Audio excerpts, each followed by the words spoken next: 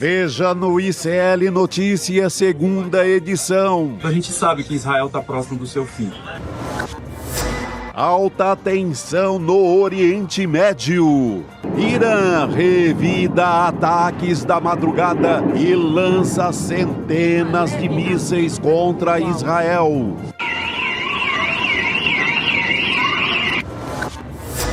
Foi tocar sanfona na cadeia. É o capitão do povo que vai voltar de novo. Ex-ministro bolsonarista Gilson Machado é preso por tramar fuga de Mauro Cid para Portugal. PF na cola da pistoleira. Carla Zambelli armado aqui, galera. Polícia Federal diz já saber localização de Carla Zambelli, que pode ser presa amanhã. O ICL Notícias, segunda edição, está no ar.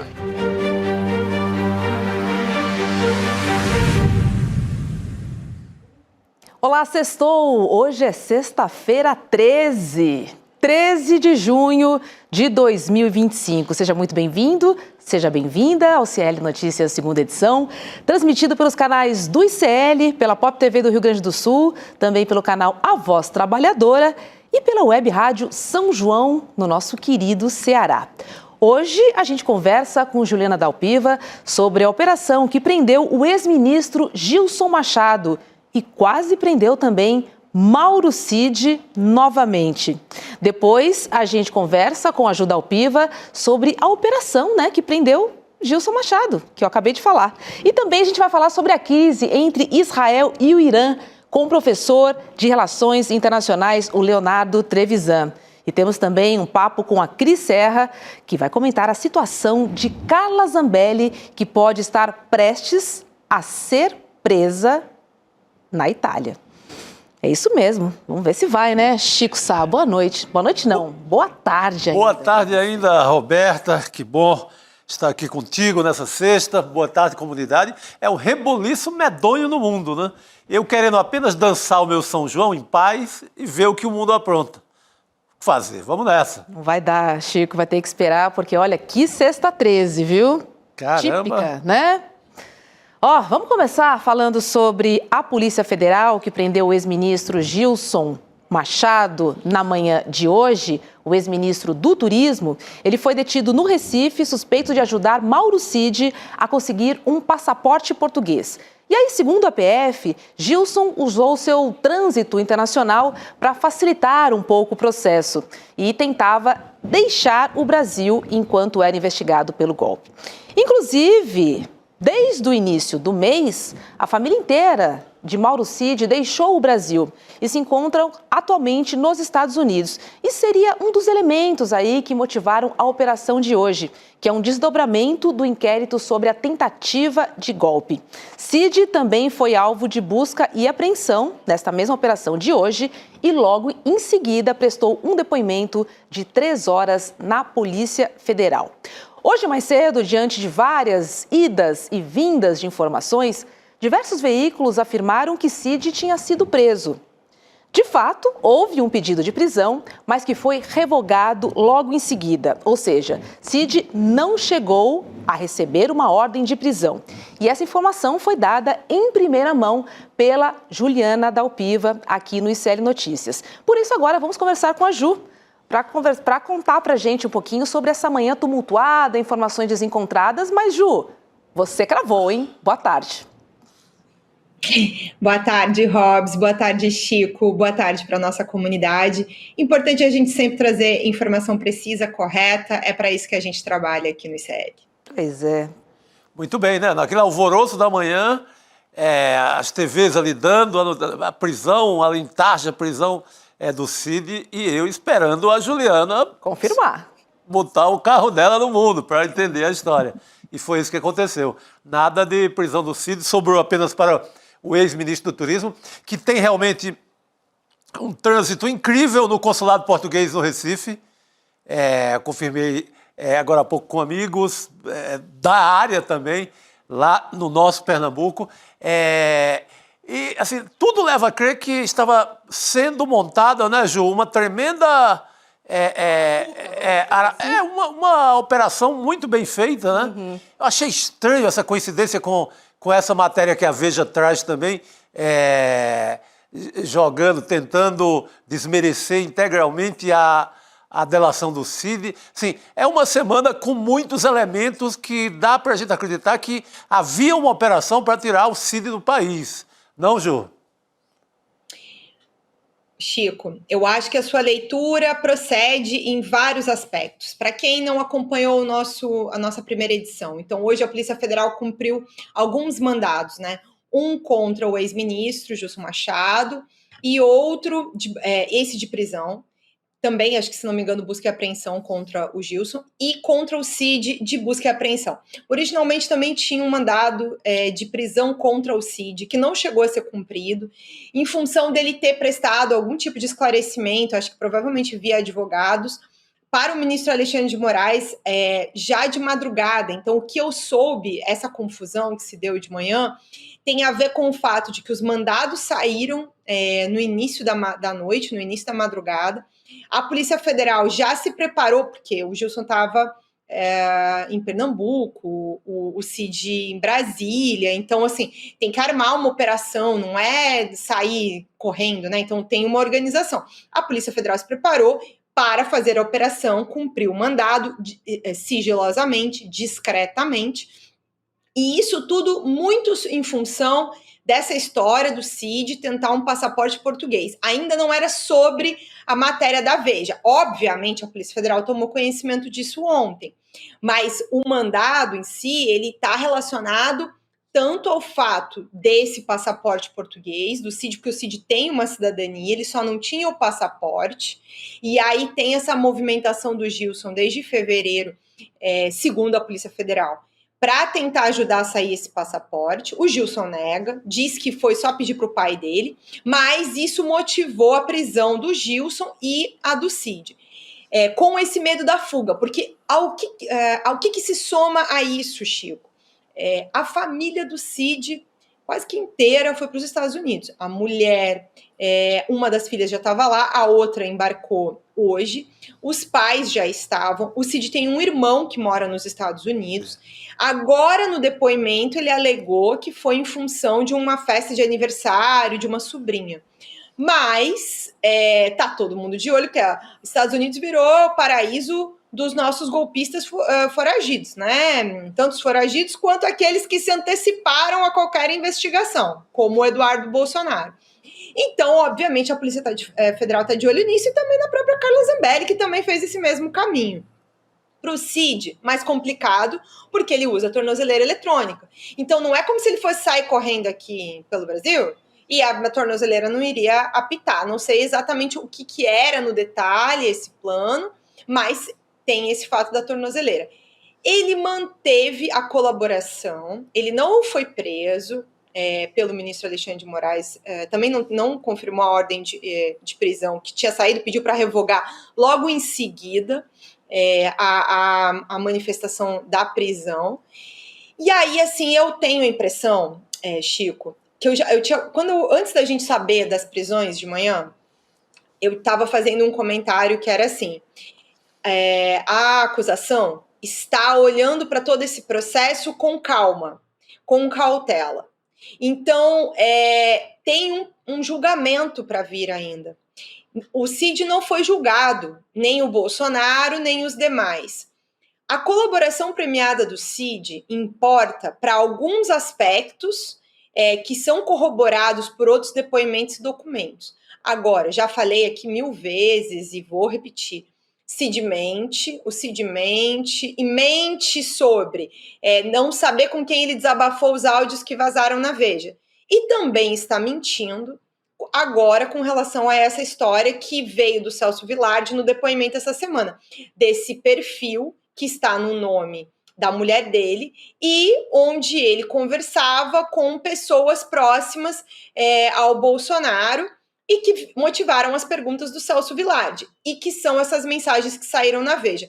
Ao Cid só resta negar e cabe à Polícia Federal apurar.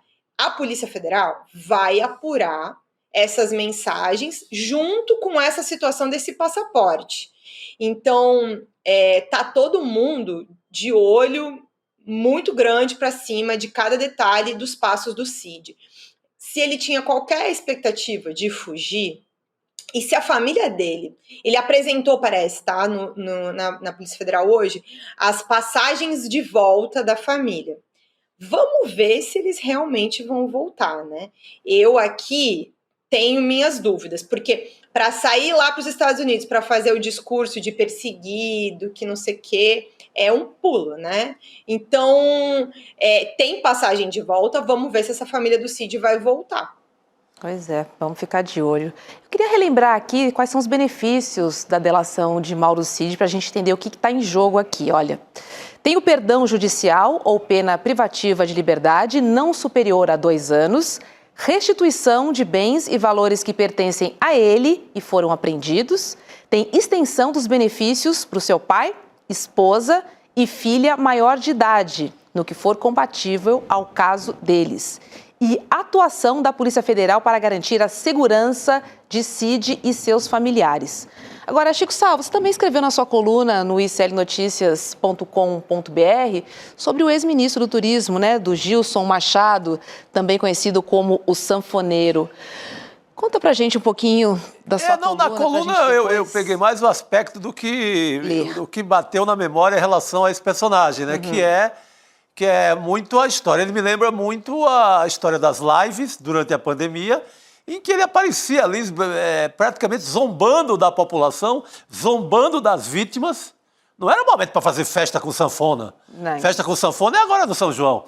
Então, aproveitei um pouco dessa memória macabra do que representa essa figura e escrevi ali como o grande personagem, ou o grande canalha da semana. É uma coluna que tenta lidar ainda com o humor mesmo diante desse desastre, Robson. Em alguns momentos a gente tem que rir, né? Para aguentar tem que rir. Lives ali realmente é muito difícil. Agora, Ju, muitos benefícios estão em jogo, né? Enfim, fora o fato de Cid ser chamado pelos colegas das Forças Armadas de coronel delator, né? Famoso X9. Pelo que eu entendi, quando me explicaram essa questão dos benefícios, cabe ao ministro Alexandre de Moraes até o perdão judicial, não quer dizer que vai ter perdão. A minha avaliação é de que esse acordo está mantido, e foi mantido hoje ainda, depois disso tudo, para manter o Cid atento até o fim desse julgamento. Rescindir o acordo agora é precipitar uns 3 ou 4 meses desse comportamento que é imprevisível, né? Cada hora é uma história. Cada hora é uma manobra ali para tentar explicar por que ele virou colaborador. A gente já sabe, ele virou colaborador depois que o pai dele foi alvo de busca e apreensão no inquérito da Joyce e foi flagrado naquela foto lá, atrás de uma escultura e tal.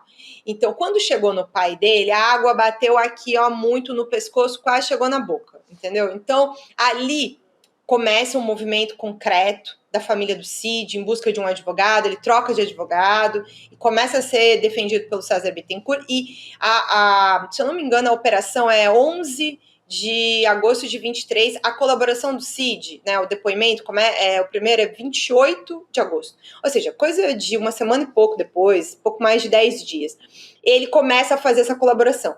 Ele tentou ali recuar em proteger a família, mas ele nunca teve confortável, ele não está arrependido de nada, né, gente? Ele fez isso por puro desespero.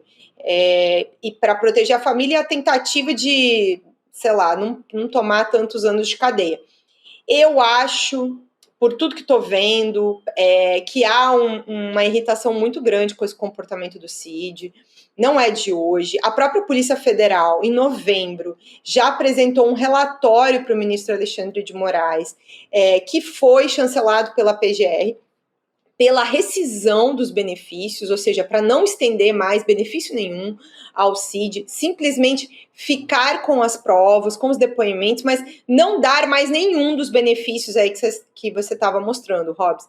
Então, assim, eu particularmente acho que quando chegar o momento do julgamento, eu não consigo acreditar que o Alexandre de Moraes está olhando para tudo isso e não está anotando no caderninho dele lá, entendeu?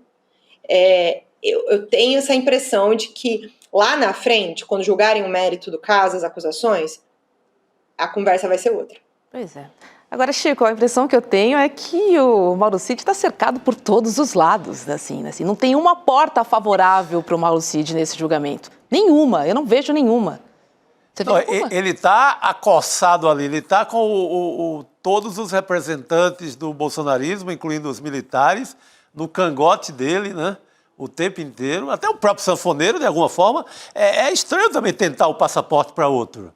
Essa viagem para Portugal seria forçada quando se trata desse tipo de personagem. É para pensar também que poderia ser jogar ele fora do Brasil de uma maneira também não muito amigável. Há essa possibilidade. Se não era uma operação para precisamos você fora daqui. Então a família já nos Estados Unidos, é muita coincidência que justamente essa semana não esteja mais nenhum familiar do Mauro Cid no Brasil. Essa capa da Veja tentando destruir a delação. Então são muitos elementos, mas é um personagem que vive sob pressão total. Mas foi muito vacilante no depoimento dele, né? Muito, acho que intimidado pela presença ali de todo mundo, dos generais, dos ex-amigos, faz um depoimento ali, cumpre o que estava na delação, mas de maneira muito educada com os réus, muito cuidadoso, muito zeloso com os réus. Aí se tem notícia de uma possível ida com operação para pegar passaporte no Recife, aí fica, imagina a desconfiança de todo mundo agora em relação a ele, inclusive do próprio Alexandre. Mas eu queria perguntar, Ju, diante disso tudo, você acha que uma anulação, vamos partir para a coisa mais radical possível, uma anulação dessa delação, o que causaria nessa história toda, Ju? Seria um desastre ou a Polícia Federal já tem tudo, a PGR já ofereceu tudo para uma condenação de todo mundo, como a gente prevê? Chico, não existe a possibilidade de anular a delação. O que pode cair são os benefícios. Isso é o que prevê, né, a própria lei da colaboração. Então, assim, o colaborador, ele tem que manter sigilo da colaboração. Ele é obrigado a falar a verdade sobre todos os crimes que ele souber. Não é nem só sobre os da investigação. Se ele tem conhecimento sobre algum crime que ele participou, que ele soube, ele precisa comunicar. Então, ele foi preso na história do cartão de vacinação, e aí depois tinha a história da Joyce e do golpe. Ele era obrigado a falar tudo, ele não pode esconder nada. E ele precisa manter esse sigilo enquanto sigilo. Agora a delação não está mais sob sigilo. Mas quando ele estava trocando essas mensagens, ele estava rompendo o acordo, porque ali até a denúncia, que é de fevereiro, a colaboração ainda estava sob sigilo, então ele não podia falar. Tem que ver especificamente o período, mas ali já, comprovando que foi o Cid que escreveu, é a comprovação da quebra do sigilo da colaboração. E é motivo para a rescisão dos benefícios. Agora, junto com a prisão do Cid, tem a apreensão do celular dele, que é uma das principais provas, né? Ele teve 9 celulares apreendidos, segundo o próprio Cid. Tudo que foi extraído desses celulares é grande parte das mensagens que a gente tanto falou aqui no ICL, que estão nas denúncias oferecidas contra aí os mais de 30 réus. Então, isso não tem nada a ver com a colaboração premiada, isso permanece. E o Cid deu informações que são corroboradas pelos depoimentos do Brigadeiro Batista Júnior, do general Freire Gomes, de outros réus. Eles admitiram essas reuniões e tudo mais. Então, grande parte do que está tá corroborado não só pela colaboração do Cid. A colaboração do Cid é um elemento importante para conectar várias peças, mas ele não é o que estrutura a denúncia contra o Bolsonaro e os demais. Tem muitas provas documentais, né? Por exemplo, o plano Punhal Verde Amarelo, ele é apreendido no HD do general Mário Fernandes. Então, nem tem relação direta com o Cid, nenhuma, entendeu? Então, assim, tem muito. E as coisas que foram apreendidas na sede do PL, que também indicavam, inclusive, o vazamento da colaboração. Tem um documento que é apreendido lá, que é uma perguntas e respostas, que indicam muito que era o Cid respondendo para o coronel assessor do Braga Neto. Então, assim, eu não acho que exista nenhum grande prejuízo do ponto de vista da acusação rescindir os benefícios do Mauro Cid.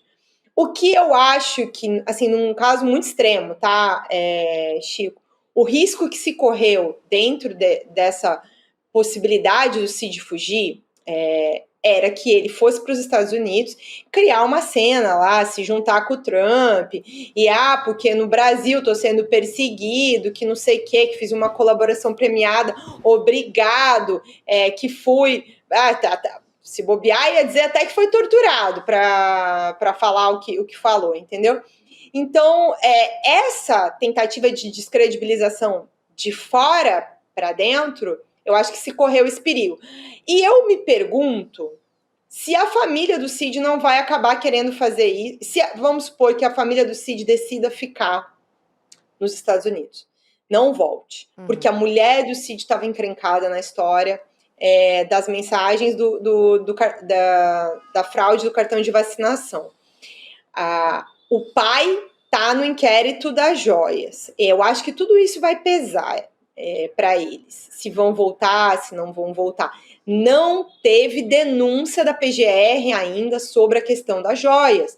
O pai do Cid foi indiciado, ainda pode ser denunciado. Porque o Cid foi...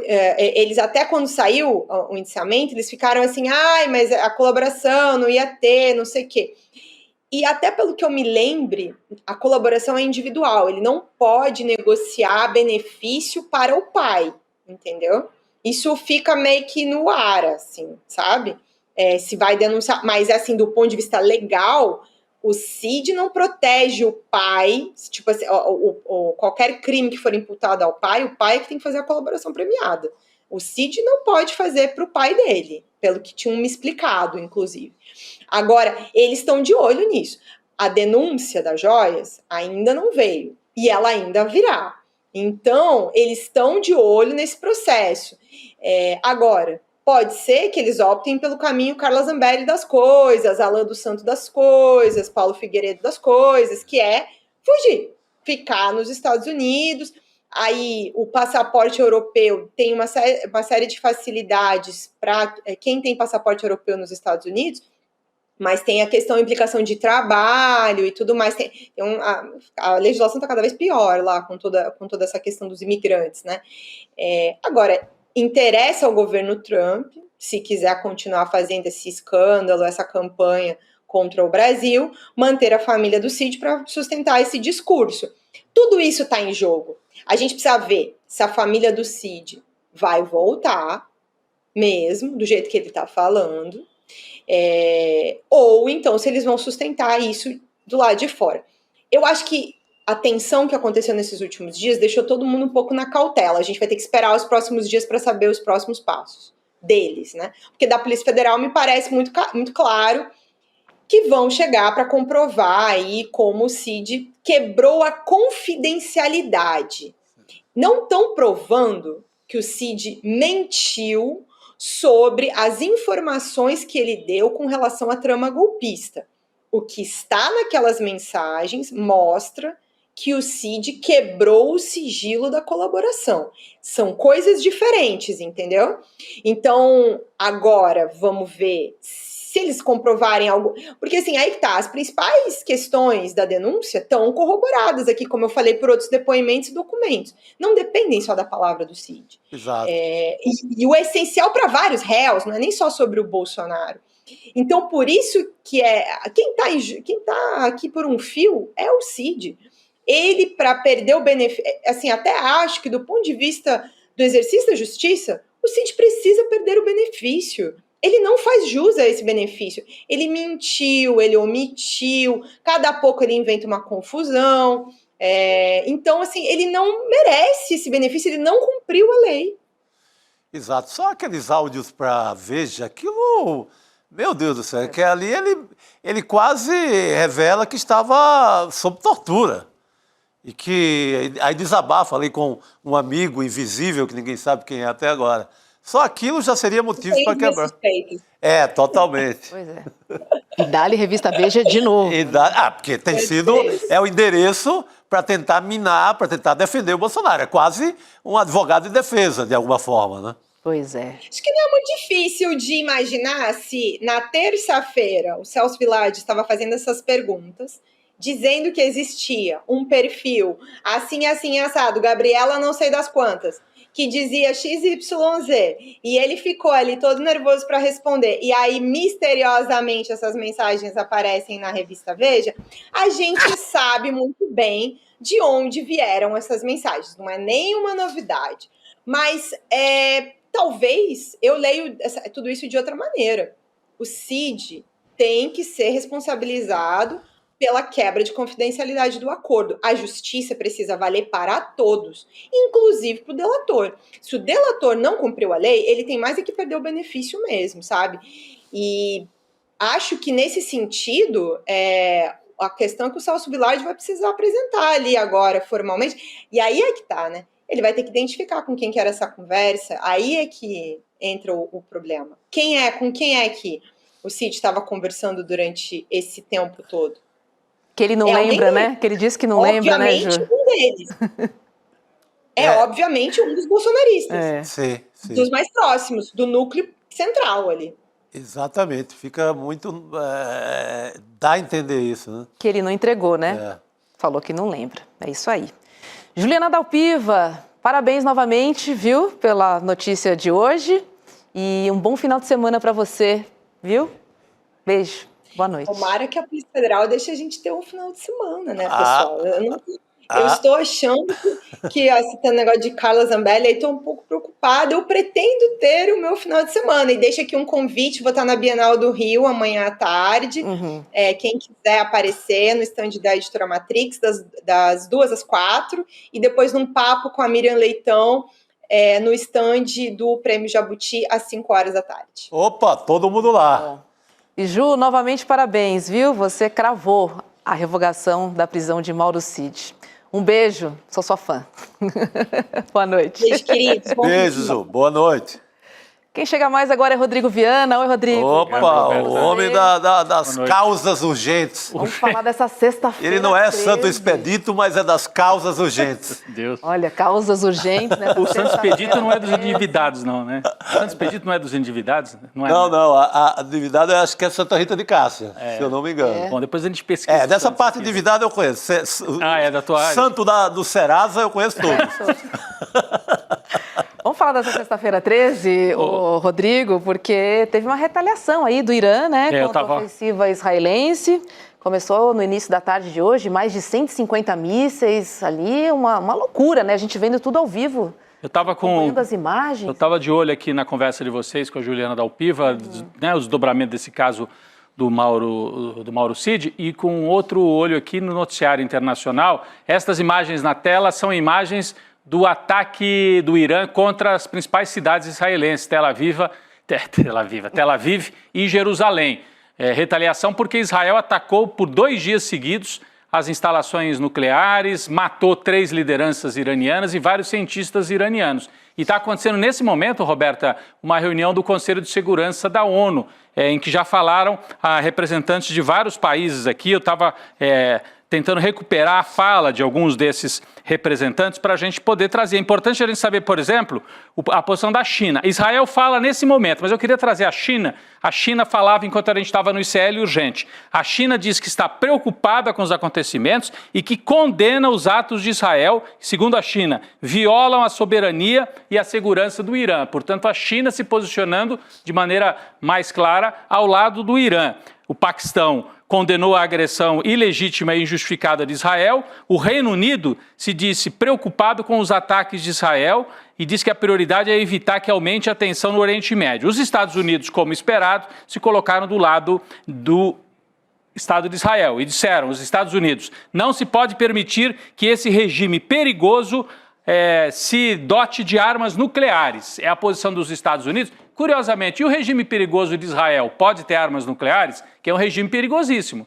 Os Pode, Estados Unidos... né? Pois é, os Estados Unidos É um dizem... direito adquirido pelo Império, né? Eu não sei se está no Velho Testamento isso, que Israel deve ser. tem direito a ter as armas nucleares. Porque os Estados Unidos dizem, não, o Irã é um regime muito perigoso para ter armas nucleares. E Israel, porque Israel tem várias... Não, mas parte daquele velho ponto que os Estados Unidos são civilizados, E o podem resto do mundo ter não, né? e podem acabar com o mundo. É. O Irã não é do mundo civilizado. Não é, só que... É quem usou armas- aquela velha história do orientalismo, né? Você vê tudo do Oriente dessa forma.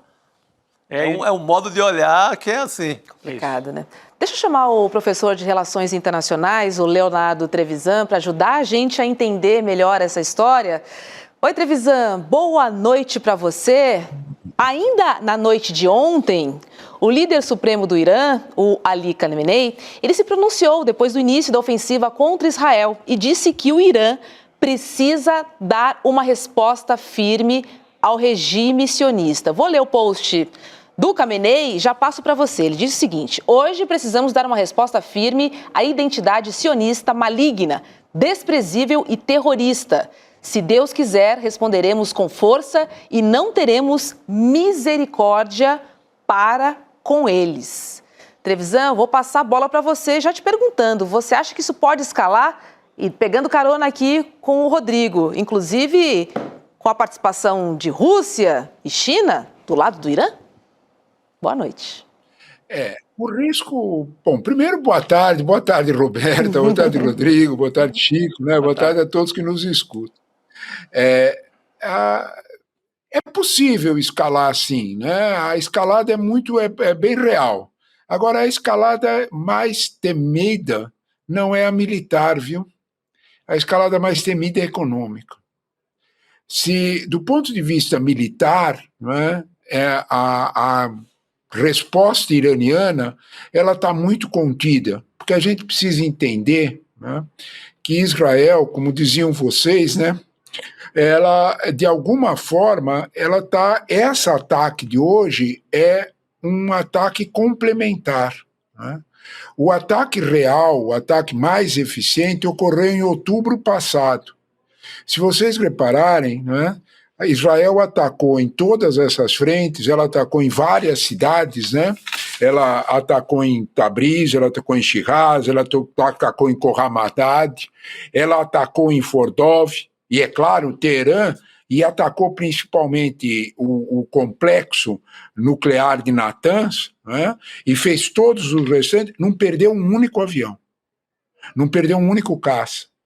Não aconteceu nada com os atacantes. Os céus do Irã são de Israel. Por quê? Né? Se a gente não olhar para esse dado, a gente não entende como é que as coisas estão acontecendo.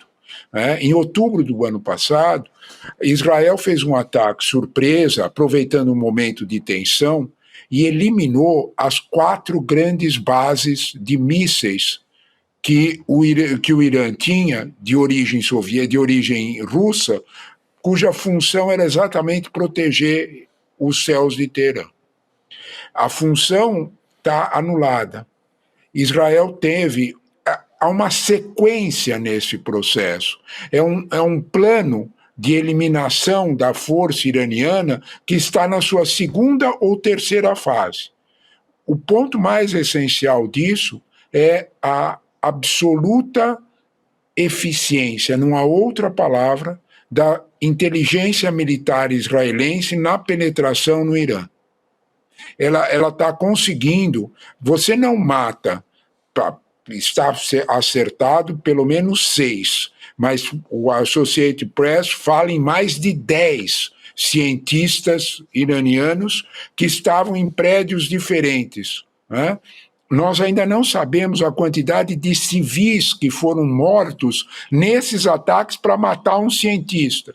Nós não sabemos a quantidade de civis que foram mortos para matar a cúpula das Forças Armadas iranianas, porque não foi só o comandante da Guarda Revolucionária Iraniana, foi o chefe do Estado-Maior e vários generais comandantes de tropa que foram atingidos.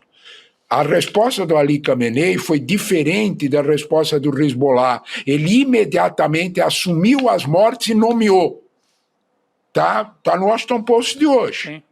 Então, de alguma forma, ele agiu com muita rapidez para essa reposição, mas ele lhe falta elementos. Observe que os ataques de hoje a Israel são só com drones, repetindo os mesmos episódios do ataque, daquele famoso ataque de 200 drones. A Jordânia, por exemplo, abriu seu espaço aéreo para que os drones fossem interceptados pela aviação israelense antes de chegarem a Israel. Então nós temos aí um xadrez geopolítico diferente e um xadrez geopolítico em que Israel está cumprindo a sua determinação. Ela tem um plano de eliminação do poder iraniano.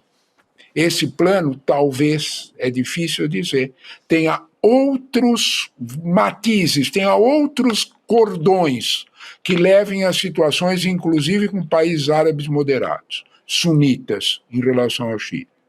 Mas o que mais explica esse segundo ataque, que é um ataque, entre aspas, né, Roberto, que desobedece os Estados Unidos, isso é notório, que não queriam esse ataque agora fazem essa ceninha de tudo, mas o Trump não queria. Talvez a gente precisasse perguntar por que o Trump não queria, e a resposta é aquilo que eu estava começando a falar, né?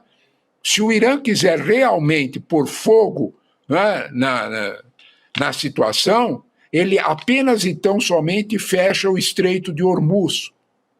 E isso é fácil para a Marinha iraniana fechar. Por ali passam 30% da oferta de petróleo para o Ocidente. Só fazer a continha aritmética. E a gente vai ver o dano que isso vai acontecer nas finanças ocidentais, porque o petróleo vai explodir. Só a ameaça do ataque, o petróleo subiu 11% de ontem para hoje. Isso é suficiente para a gente entender tudo? Não. Nós temos dois lados nessa história, e um lado dele está bem escondidinho, viu, Roberto? Que é, nós estamos todos focados na ação militar. Aconteceu uma ação política, na política interna de Israel, que é fundamental para entender a desobediência a Trump, a desobediência aos Estados Unidos. A gente precisa olhar que no Knesset, o parlamento israelense, 3 dias atrás, houve uma surpreendente votação de uma moção de censura contra Netanyahu, que foi barrada por 61 votos contra, exato, tem 120, 61. Olha só. 61 votos contra, um sinal fundamental. Né? Porque os que queriam a moção só deu 53. Ué, cadê os outros 7? Os outros 7, na verdade, são do partido Shas, que estão dando um recado a Netanyahu. Qual era a briga? Qual era o motivo da briga?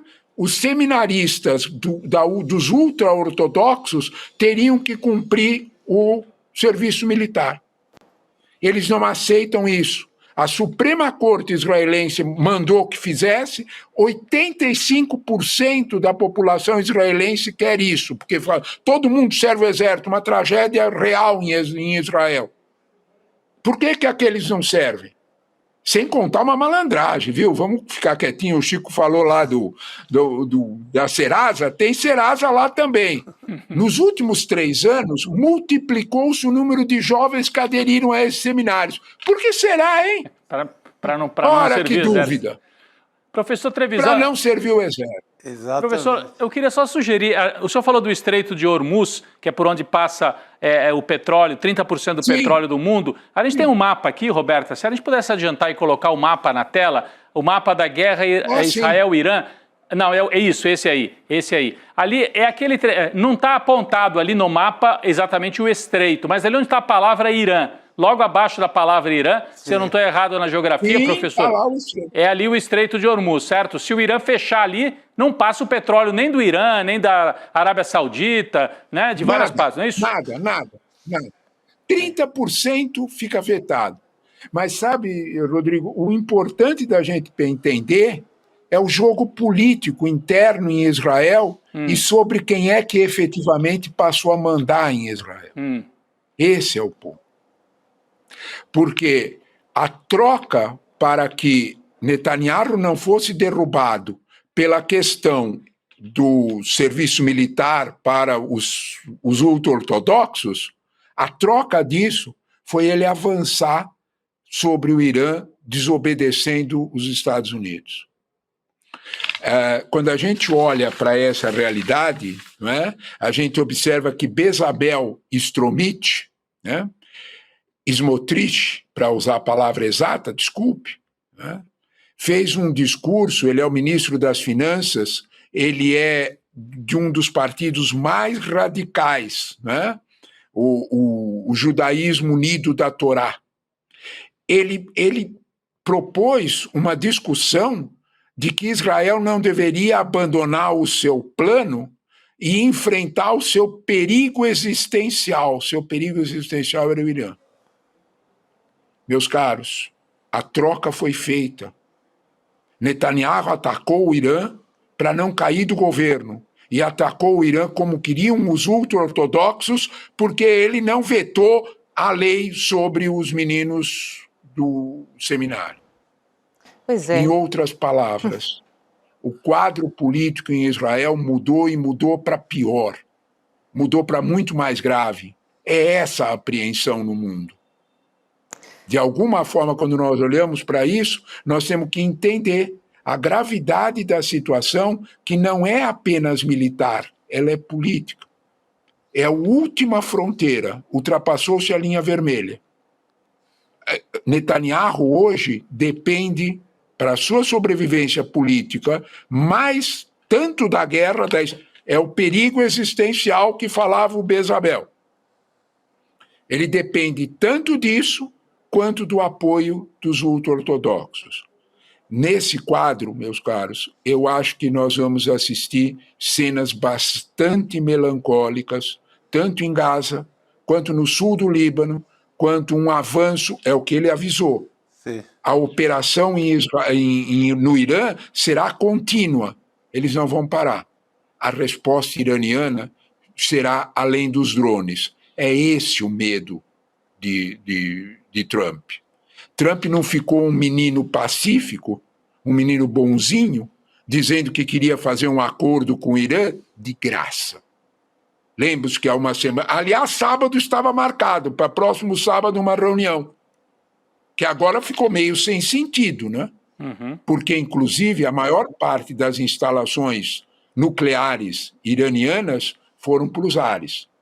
Se a gente quiser brincar com o apocalipse, né, o presidente Rafael Grossi, que é o presidente da AIEA, da Associação Internacional de Energia Atômica, fez um aviso bem grave. Não se ataca reator nuclear. O vazamento já aconteceu e foi contido. Nós estamos brincando com coisa que não se brinca, e não é de uma situação apenas e tão somente nós estamos deixando que ultra-ortodoxos assumam decisões. É isso que está assustando o mundo. É essa a frase, é essa a preocupação da China, é essa a preocupação da Rússia. Porque eles poderiam achar que seria muito conveniente um petróleo subir de preço. Não é não. Não é nem um pouco interessante, nem para a Rússia nem para a China. Porque se o petróleo explodir de preço e nós tivermos um 2025 fora da guerra comercial, fora da recessão americana ameaçada, nós teremos um petróleo fora de controle de preço. 30% deixa o petróleo sem controle de preço. É isso que ganha as manchetes. É isso que assusta, né? E, Trevisan, você falou dos mortos, né? Vamos lembrar que o bombardeio inicial de Israel matou 2 generais da elite do exército iraniano, o vice-comandante das Forças Armadas e também mais 6 cientistas nucleares. Vamos dar uma olhadinha na arte que a gente preparou? A gente traz aqui alguns mortos pelo ataque de Israel. Ó, Mohammad Bagheri, chefe do Estado-Maior das Forças Armadas do Irã, homem mais poderoso do país depois do Ayatollah Ali Khamenei. Tem também o Hossein Salami, que é o comandante da Guarda Revolucionária Islâmica, principal força militar do país e responsável pelo arsenal de mísseis balísticos. Tem também o Golamani Rashid, que é vice-comandante das Forças Armadas. Tem mais um, que é o Fereidon Abbasi, ex-chefe da Organização de Energia Atômica do Irã. E tem também o Mohamed Mehdi Terangi, físico e presidente da Universidade Islâmica Azad, em Teherã. Olha, a gente trouxe aqui alguns e a gente entende que, né, foi realmente, como o Trevisan adiantou, foi a elite, né? A elite militar e científica, esses números, e mais Roberta, os cientistas. Roberta, esses números são o início do que sabemos. O New York Times de hoje fala em pelo menos 10 cientistas eliminados, que eles não sabem quantos ainda. E quantos civis, né, para cada cientista? Em Teherã, exatamente, Chico. Há vários prédios em Teherã que nós não sabemos os números de civis mortos para matar cada um desses. A situação é bastante dramática, bastante difícil para o Irã. Nós temos que entender que é um momento de fragilidade militar do Irã. Atenção a isso. Isso é realmente importante. O Hezbollah está com todas as suas lideranças decapitadas. O Hamas é o que nós temos em Gaza, com tudo que sabemos do horror. Os próprios Houthis, porque há mísseis que atingiram Tel Aviv. Não. Esses mísseis não são iranianos. São os Houthis que atiraram. Hoje à tarde, Rodrigo, a notícia apareceu de forma bem clara. Os mísseis que chegaram, que incendiaram um prédio em Tel Aviv, não é de origem iraniana, é Houthi. Professor, é do Iêmen. O que o senhor está dizendo é que os mísseis são... o que veio do Irã são os drones. E o que foi de míssil... São só os drones. Mísseis são do... Porque a capacidade de lançamento nós não sabemos os estragos feitos pela aviação israelense. Foi uma madrugada inteira de bombardeio. Se você me lembrar de Dresden, eu vou te dizer mais ou menos. Nossa, Dresden... Alemanha. Uau. É Dresden, meu amigo. Dresden. Foi uma madrugada inteira, um dia seguinte. Olha o que a Roberta acabou de mostrar. Nós temos que olhar para as coisas como elas são. Tem um livro... E como elas são, é uma situação muito tensa. A resposta iraniana é Davi Golias. A resposta iraniana é muito modesta. Feita, é o que elas podem fazer. Se nós olharmos, o Irã optou, o comando iraniano optou por dar alguma resposta, porque é mais para o público interno deles. É a mesma história dos 200. Não passou disso. Nós temos uma situação de desequilíbrio operacional militar. Esse é um fato que nós não podemos negar. O Irã vem sofrendo derrotas sucessivas, perdendo, sabe aqueles braços armados que o Irã tinha para acomodar Israel, Hezbollah, Hamas, os Houthis. Israel aproveitou esse momento e anulou toda a força aérea da Síria. Saiu pouco, nós demos pouca atenção a isso.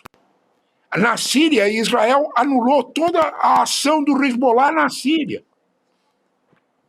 Nós estamos assistindo a um projeto bem grande, da grande Israel. Sim. Quando nós ouvimos falar do resort em Gaza, nós só nos assustamos com a palavra resort. O que nós não percebemos é o quanto Israel já ocupou de Gaza. Os 2 milhões de palestinos estão num canto em cima de Khan Yunis. Eles estão encostados no Mediterrâneo. Nós estamos enfrentando a um projeto. É preciso ter clareza disso. Os americanos sabem disso.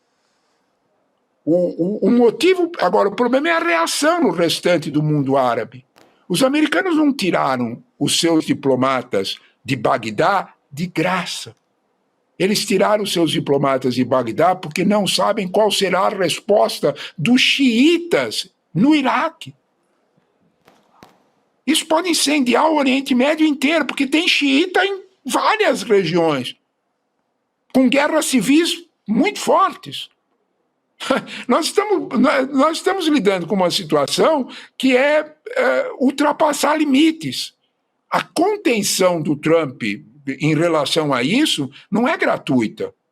A contenção da China, que você lembrou, Rodrigo, não é gratuita. A China olha para aquilo ali e percebe claramente os riscos geopolíticos e de desestabilização de uma região que é central no mundo. Sim. Esse quadro, não adianta nós falarmos de guerra atômica, isso é brincadeira. Né? O Irã não tem capacidade alguma de fazer uma... Como é que ele vai mandar uma bomba atômica que ele ainda não tinha? Né? E a gente já sabe, quem tem armamento nuclear é Israel. Professor, só para concluir aqui, a gente já sabe se o programa nuclear iraniano, Israel alega que se não atacasse agora, o Irã concluiria, né, conseguiria equipar mísseis. A bomba atômica, sim. Os ataques de ontem fizeram retroceder muito, então, o programa nuclear? Ou quanto a isso a gente não tem ainda um balanço? É muito difícil. É muito difícil a gente dizer o quanto foi a eficiência. Nós temos sinais. O mais grave deles, Rodrigo, é o sinal da IEA, o sinal do Rafael Grossi, que é um denunciador constante do programa nuclear iraniano. Perceba-se bem a situação. É um argentino, um ítalo-argentino, que é bem crítico ao programa, porque ele diz que o Irã não aceita a transparência, não comunica o que realmente está fazendo. Né?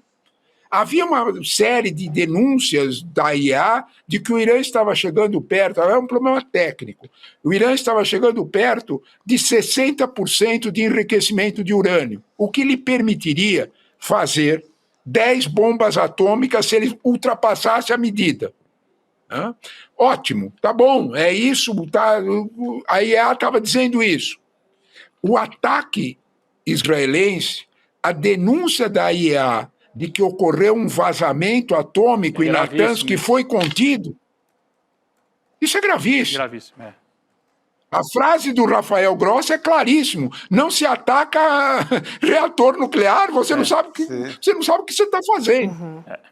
Né? Então, esse quadro é um quadro que leva a gente à tua resposta. É inseguro a gente dizer o quanto destruiu. Veja o que a Roberta mostrou, o teu gráfico é fundamental.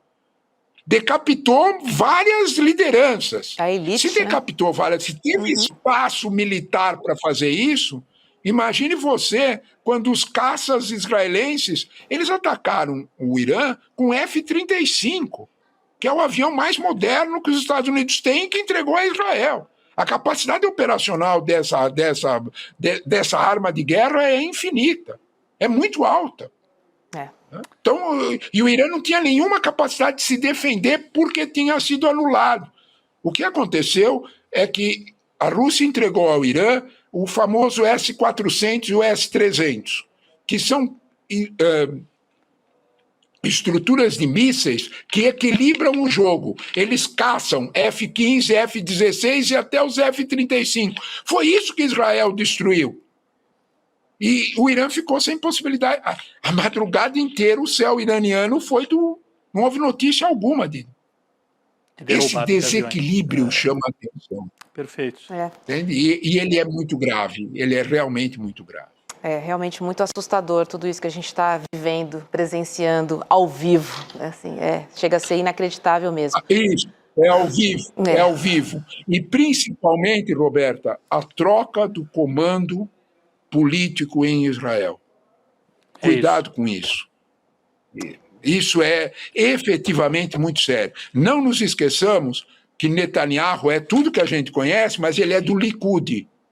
Tem coisa muito mais radicalizada do que Netanyahu em Israel. E esse processo é, de fato, uma situação grave. Existe uma outra Israel que está se rebelando, uma outra Israel mais moderna, uma outra Israel que tem até uma visão de 2 estados para... A eleição é em outubro do ano que vem. Até outubro do ano que vem, o quadro pode mudar. Não esqueça que as vitórias militares de Israel fizeram subir a votação de Netanyahu e não cair. Portanto... É isso. É isso. Professor Leonardo Trevisan, eu sei que o senhor tem aula agora às 6h30 da tarde, eu estou preocupadíssima. Eu tenho aula aqui, agora viu? daqui a pouquinho, mas a conversa com vocês é bem muito boa, viu? Acabou de dar outra aula aqui. Não se Obrigado. falar dessas coisas, não, viu? Como sempre, uma baita não aula. Não se consegue falar dessas coisas por aí, vai. Vamos dizer de outro jeito.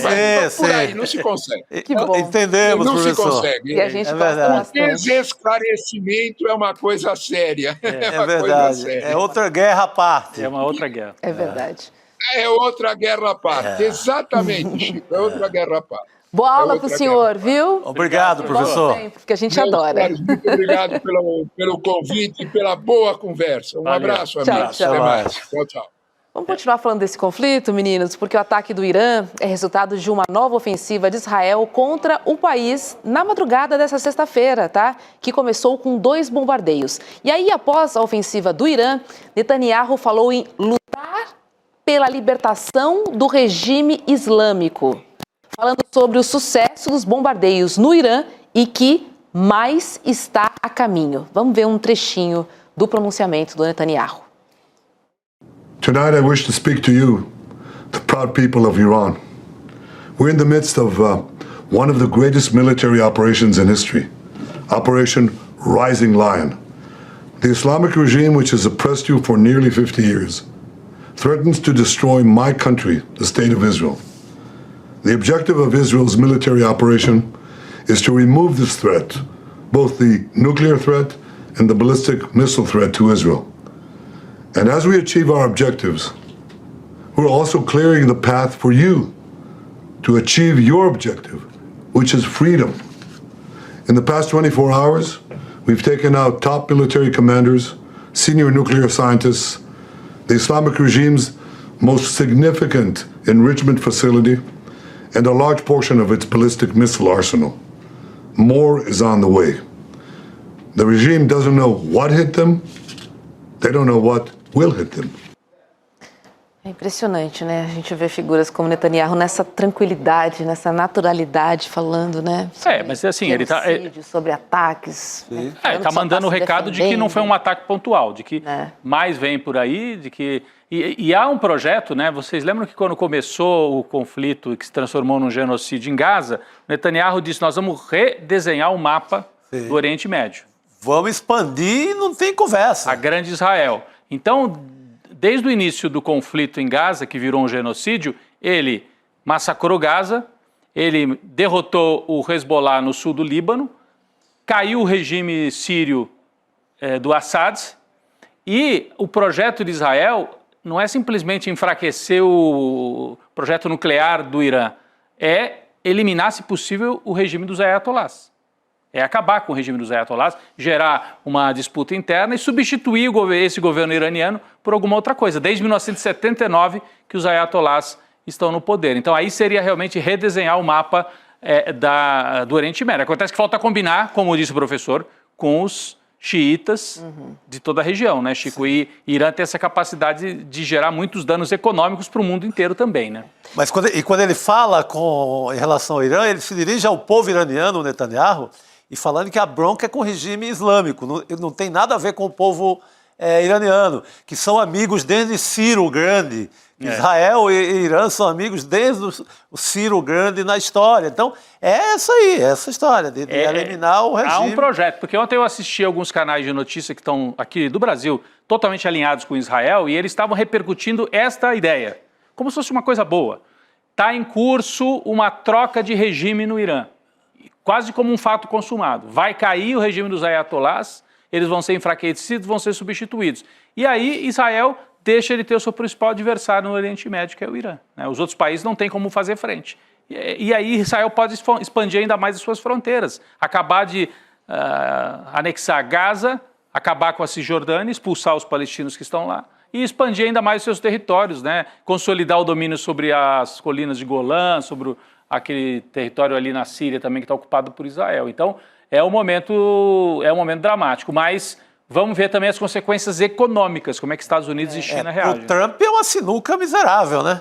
Exatamente. Porque anuncia-se uma recessão. Ele disse que evitaria gastos com guerra. Ele tem mais uma guerra gigante na mão. A economia vai Como é que pro ele vai buraco. segurar a onda lá em Los Angeles? Como é que vai segurar a onda com o povo que ele prometeu o reino, a glória, não tendo nada, tendo menos do que o Biden, menos que a economia do Biden? E é impressionante isso. Ontem a mensagem do Marco Rubio, logo que Israel faz o primeiro ataque, esse ataque não é um ataque dos Estados Unidos. Deram apoio para Israel, porque estrategicamente sempre dão, mas esse não é um ataque promovido pelos Estados Unidos. Que o Irã não tente nos atingir, porque não é um ataque nosso. Então, deixaram claro, e eu vi ontem na CNN lá dos Estados Unidos, por incrível que pareça, a CNN dos Estados Unidos é um pouquinho mais crítica do que a CNN Brasil, que é mais alinhada ainda com Israel, mas a CNN dos Estados Unidos dizendo, olha, é sintomático que o governo dos Estados Unidos deu um recado assim, esse não é um ataque totalmente endossado, porque geralmente eles endossam tudo de Israel, por causa disso, porque é uma sinuca para a economia mundial. O professor Trevisan acho que foi muito feliz aqui na explicação, né, Roberta? Mostrando que o Irã não tem capacidade militar de resistir a Israel, mas pode causar danos se fechar aquele estreito e impedir o petróleo de circular pelo mundo, né? É só adicionar um comentário também, que é importante também para Israel gerar, né, todo esse conflito, porque não dá para olhar para dentro de casa, principalmente Netanyahu, né? Ele foi muito criticado, principalmente porque, né, sofreu ali os ataques do Hamas. Então, assim, é importante também gerar esse caos, esse conflito, fazendo com que o país olhe para fora. O inimigo e não externo. Resolva as questões internas ali que são importantes. Exato, Roberto. E Gaza dividia Israel. O assunto Gaza não é 100% fechado, o país não é 100% fechado com Netanyahu. O genocídio divide o povo de Israel. E ele foi cobrado, né? E o ataque ao Irã, não. Não divide. O ataque ao Irã, ele une todo mundo. Porque uma coisa é atacar a população palestina em Gaza, que uma parte vê como um ataque desproporcional. Uma parte do povo israelense vê como um ataque desproporcional, está massacrando crianças, etc. Agora, atacar o Irã é atacar um inimigo que pode produzir bomba atômica. Então, ele junta todo mundo de novo. Ele une o país no momento que estava ameaçado de cair, como explicou o Trevisan aqui, com uma moção de censura, inclusive, que ele conseguiu evitar por um pouquinho. Muito, muito bem lembrado, Roberto. Deixa eu trazer um recado aqui, porque dia após dia aqui no ICL a gente dá notícias sobre como o extremismo está se articulando cada vez com mais força, né? A gente está falando de guerras, a gente está falando de conflitos, falamos dos Estados Unidos aqui todos os dias nos nossos jornais. Gente, a extrema-direita tem um plano em curso para derrotar a democracia. Mas nós temos aí uma única chance de sobrevivência, viu? E quem vai nos contar qual é essa única saída possível é o nosso professor João César de Castro Rocha, nosso colega aqui do ICL Notícias, que desvendou as ferramentas da extrema-direita para ganhar popularidade e se manter no poder. O interessante é que agora ele preparou uma aula para compartilhar com a gente todo esse conhecimento. Vai ser no dia 15 de junho, que é um domingo, às 8 horas da noite. É uma aula aberta e online com o professor João César de Castro Rocha, como eu comentei, e ela se chama A Semente do Caos e terá a mediação de Eduardo Moreira. Então não fique de fora, garanta a sua vaga agora mesmo acessando icln2.com.br. Lembrando que conhecimento e ação coletiva são as nossas melhores ferramentas. Reforçando, é no dia 15 de junho, um domingo, às 8 horas da noite, mais uma aula imperdível com o nosso professor. Um domingo, também conhecido como este domingo. Próximo domingo, depois de amanhã, 8 da noite, é a Semente do Caos, Roberta. Depois de amanhã, né? Porque hoje é sexta-feira 13, tá com uma cara Meu de Deus do céu! Em todos os sentidos. Vamos chamar nossa outra colega querida aqui do ICL, Cris Serra. Oi, Cris, boa noite para você. Vamos falar aqui sobre Israel também, né? Porque chegou aqui no Brasil o ativista, o Tiago Ávila. Boa noite para você. Boa noite, Roberta, Chico, Rodrigo, todo mundo que está aqui com a gente. Boa noite. É isso, ele desembarcou por volta das 5h30 da manhã, aqui em São Paulo, depois de ter sido preso pelas forças israelenses enquanto navegava em águas internacionais com ajuda humanitária para Gaza. Ávila ficou detido numa solitária por pelo menos 2 dias e fez também greve de fome. Tiago foi recebido no aeroporto por manifestantes pró-Palestina, disse que o regime israelense está perto do fim e comparou a situação de Israel com a da África do Sul durante o Apartheid. Vamos ver. Quando o Apartheid na África do Sul venceu a mesma coisa, a gente sabia que ele estava próximo do fim. Quando foi evidente para o mundo quanto ele era odioso o quanto era impossível, porque regime nenhum resiste se para manter-se de pé ele precisa assassinar crianças de fome ou bombardear hospitais. Então a gente sabe que Israel está próximo do seu fim, no sentido de que esse regime racista e supremacista precisa acabar, para que todos os povos daquela região possam viver com dignidade, inclusive seu próprio povo, que é vítima de uma terrível e cruel ditadura. Olha, Cris, é admirável, né, um posicionamento individual, mas a força mesmo, a gente sabe, vem da luta coletiva, que está devendo, né, bastante.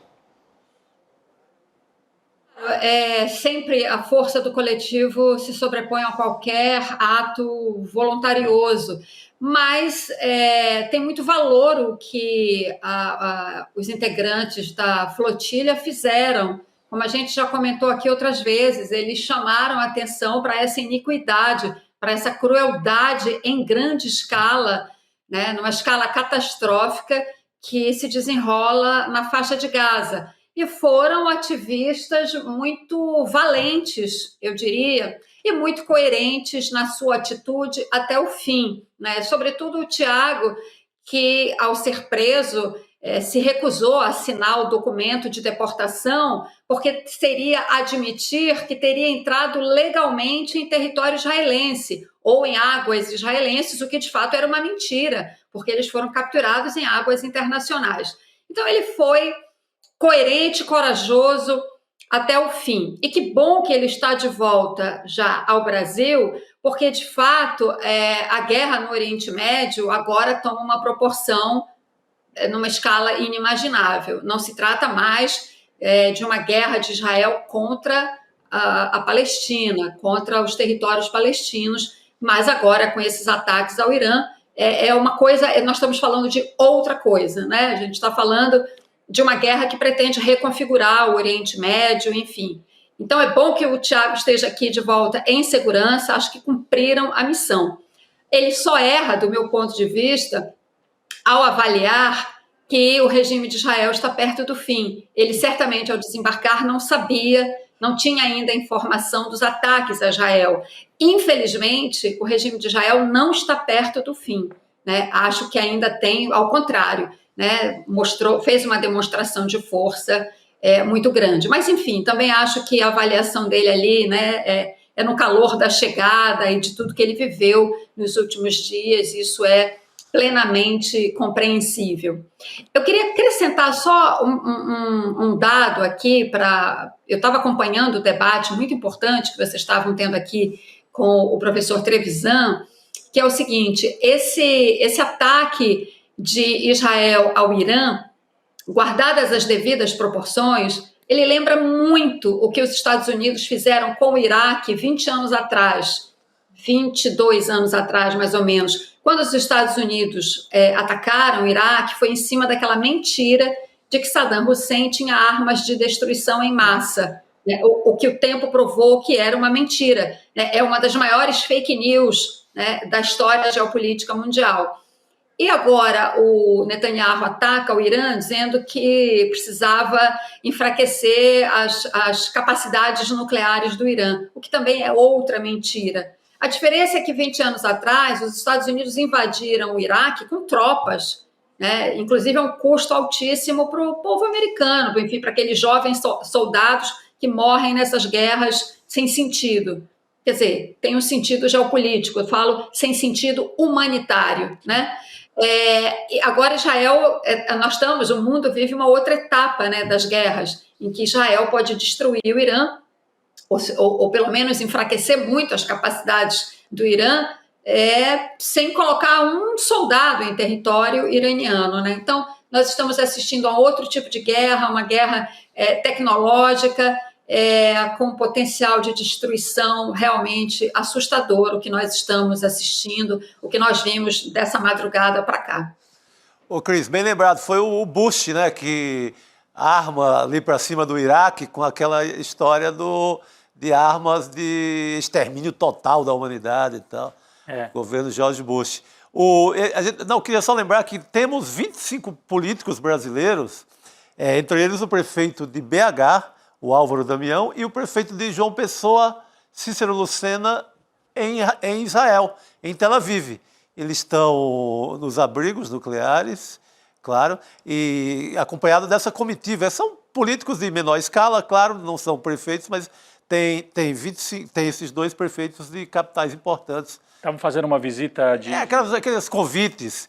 Como foi o Tarcísio, que deu apoio ao Netanyahu, como foi o Caiado, que abraçou a causa de Israel contra Gaza, lá ao lado do Netanyahu, aquelas comitivas que vão a convite do governo. Às vezes jornalistas também, né? Muitos jornalistas, sempre vão, sempre surgem esses convites. Também vão, Tem brasileiros por ali. Vamos falar um pouquinho sobre Carla Zambelli, gente, porque a Polícia Federal já sabe onde Carla Zambelli está se escondendo na Itália. E alguns veículos da imprensa já consideram que ela pode ser presa amanhã. Uma apuração do jornalista do ICL, do Kleber Lourenço, aponta que Zambelli só pode ser presa se estiver pelas ruas, ou seja, ela não pode ser presa dentro da casa onde ela está. O governo da Itália já tem em mãos o pedido de extradição feito pelo Itamaraty. No entanto, o Ministério das Relações Exteriores da Itália afirmou hoje de manhã no parlamento que a polícia italiana não sabe onde está a Carla Zambelli. E aí, ele apresentou esse documento aqui, ó. Vou ler para vocês.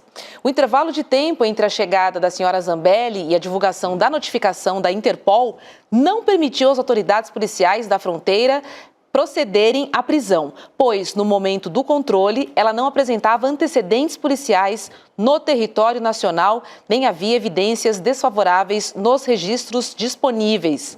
As investigações policiais realizadas até agora e que continuam em curso não permitiram, até o momento, localizar a senhora Carla Zambelli.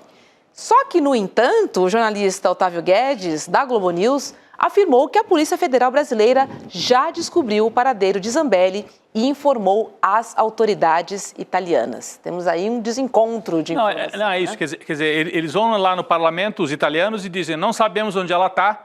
Quando ela chegou, ela não estava na lista da Interpol, isso é verdade. Quando ela passou pela fronteira da Itália, ela não estava ainda na lista. 5 horas depois, ela entrou na lista. E aí a polícia italiana diz que não sabe, não tem o paradeiro. A Polícia Federal Brasileira está dizendo, nós sabemos e já contamos agora para a polícia italiana. Aí tem uma terceira informação que foi apurada pelo Kleber Lourenço aqui da nossa equipe, de que, mesmo sabendo o paradeiro, a polícia italiana, pelas regras lá da... não pode chutar a porta não e pode entrar. Pegar. Ela está na lista da Interpol, mas não tem um mandado específico para que ela seja arrestada dentro de casa, seja presa. Essa é a apuração que ele tem. Vamos aguardar as próximas horas, porque tem colegas apostando que, com essa troca de informações entre PF brasileira e polícia italiana, ela pode ser localizada sim, já teria sido, inclusive, e nas próximas horas poderia ser presa. Resta saber, será que precisa de um mandado específico para daí poder buscá-la dentro de casa? Ou vai ter que esperar a hora que ela for comprar uma pizza na esquina? Tomar um sorvete, Tomar um sorvete. A informação é que ela está no Vêneto, na região na região de Veneza, né? Vêneto ali, próximo. Some a isso vontade política também para prender Zambelli na Itália, né, Cris? É um governo de extrema-direita na Itália também, né? O embaixador, creio que foi o embaixador brasileiro na Itália, deu uma entrevista para a Globo News e ele pareceu muito seguro de que sim, de que ela será presa e que não vai demorar, que é uma questão de tempo. Ele disse isso, que ela não pode ser presa dentro de casa e nem se ela estiver hospedada num hotel, ela não pode ser presa. Mas a partir do momento que a polícia italiana tiver a informação do paradeiro dela, é só fazer aquela velha e boa campana e no momento que ela vacilar, sair, botar, enfim, o pé fora de casa, aí eles podem prendê-la. Mas eu sei que as informações, de fato, são desencontradas, mas, afinal de contas, a gente está falando do embaixador, que a gente supõe que seja uma pessoa muito bem informada e que está em contato com as autoridades italianas.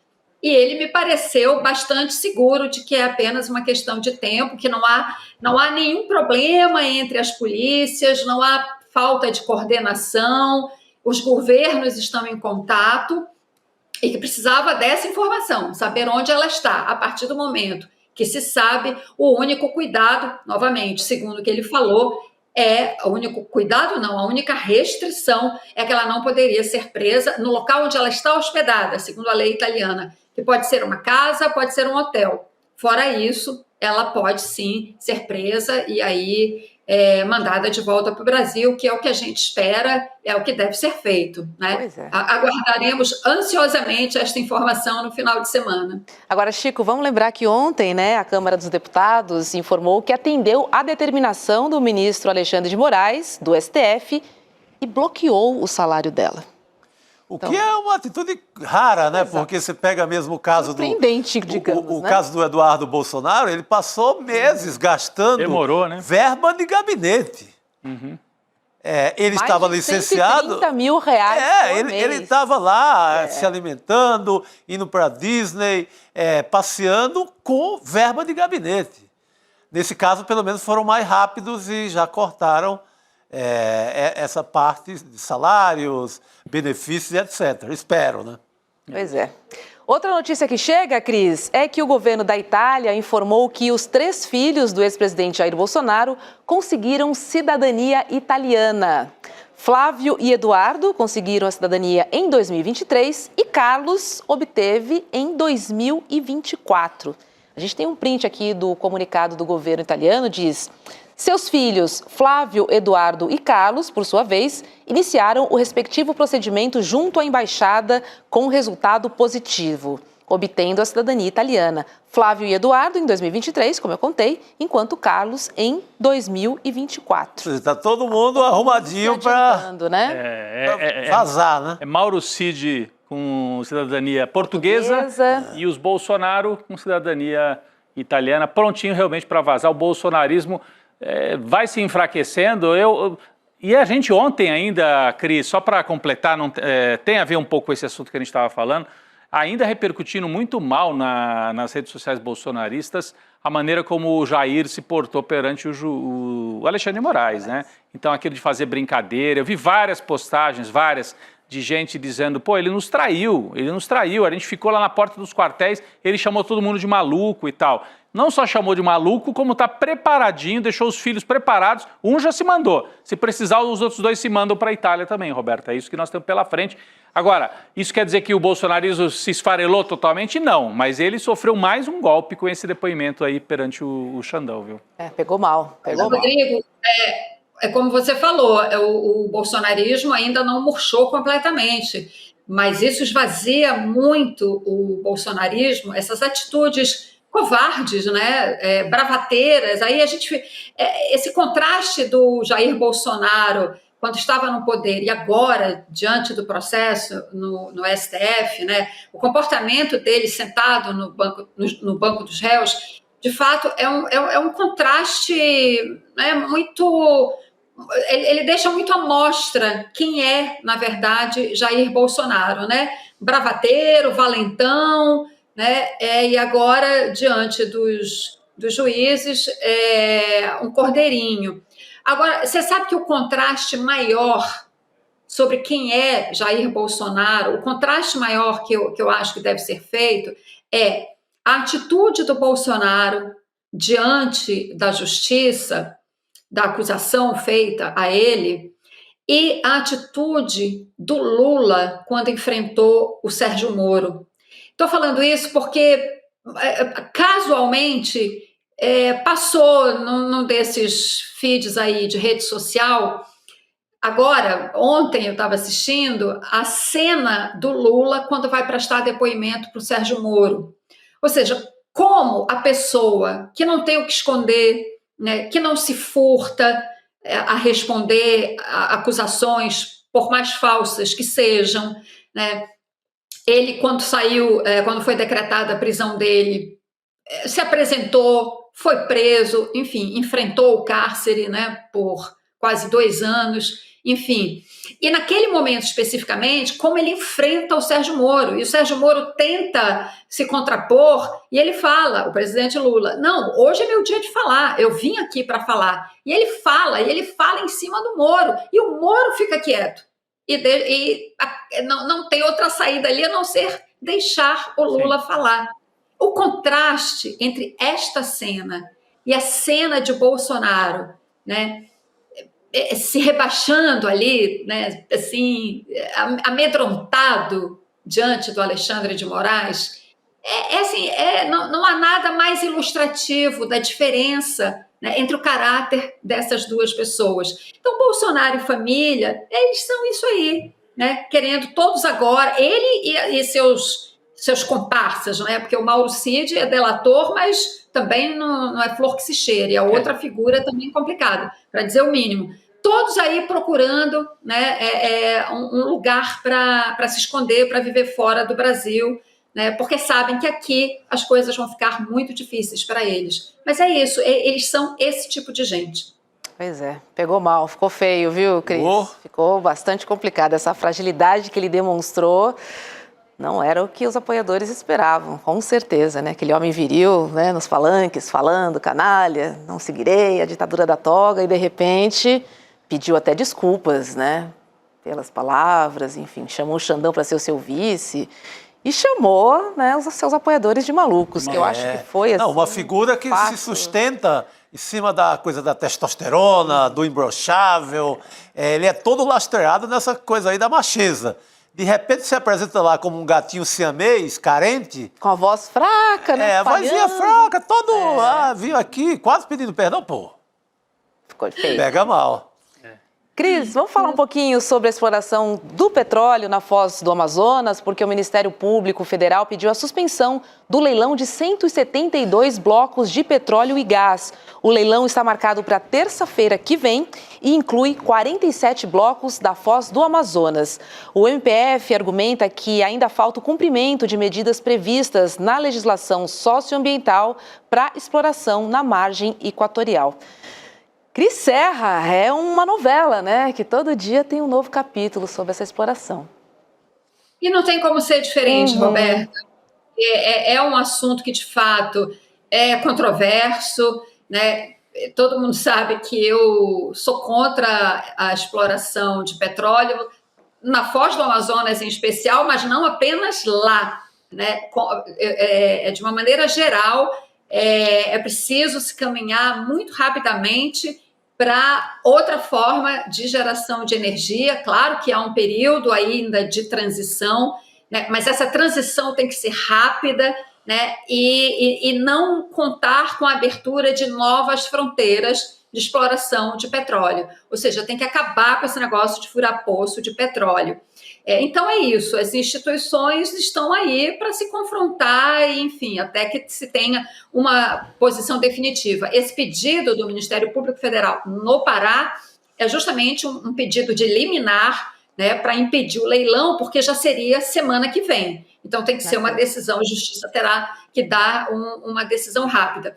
Agora, é muito importante a argumentação do Ministério Público Federal com relação a esse assunto, né? Claro, é uma peça extensa, mas o cerne da questão o Ministério Público Federal argumenta uma coisa importante: a falta de estudos, de fato, principalmente a falta de estudos que mostrem, que façam uma avaliação de uma eventual abertura dessa fronteira exploratória, da quantidade de poços que seriam perfurados e a produção de petróleo que seria feita, qual é o impacto disso no clima, né, diante dessa questão urgente e evidente do aquecimento global, né?